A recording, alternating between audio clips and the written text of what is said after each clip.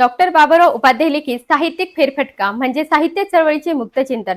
साहित्य म्हणजे समाजहितकारक शब्द निर्मिती होय.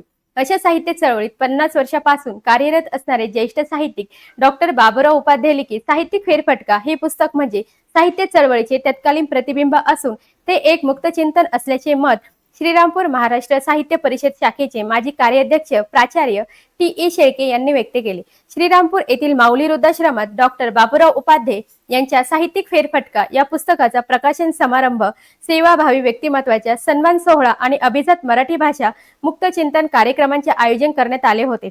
त्या प्रसंगी प्रमुख पाहुणे म्हणून प्राचार्य शेळके बोलत होते.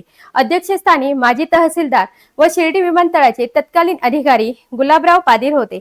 वृद्धाश्रमातील श्री विठ्ठल रुक्मिणी मंदिरातील मूर्तींचे पूजन पाहुण्यांच्या हस्ते करण्यात आले.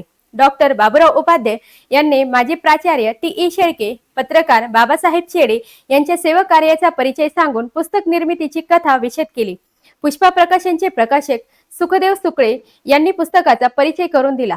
प्राचार्य शेळके, बाबासाहेब चेडे यांचा सुखदेव सुकळे यांनी विश्वलक्ष्मी ग्रामीण प्रतिष्ठानतर्फे सत्कार केले.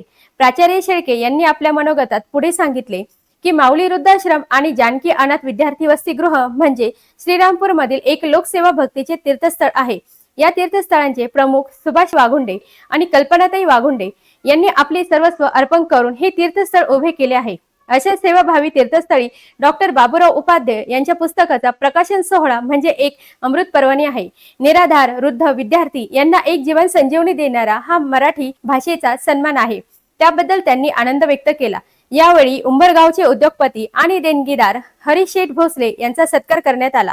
यावेळी हरिभक्त परायण भागवतराव मुठे पाटील, प्राध्यापक शिवाजीराव बारगळ, पत्रकार बाबासाहेब चेडे, पत्रकार, कवी, गृहरक्षक दलाचे राजेंद्र देसाई, कवी, गीतकार बाबासाहेब पवार, आरोग्य मित्र भीमराज बागुल, कुंडलिक खैरनार आदींनी मनोगत व्यक्त केले.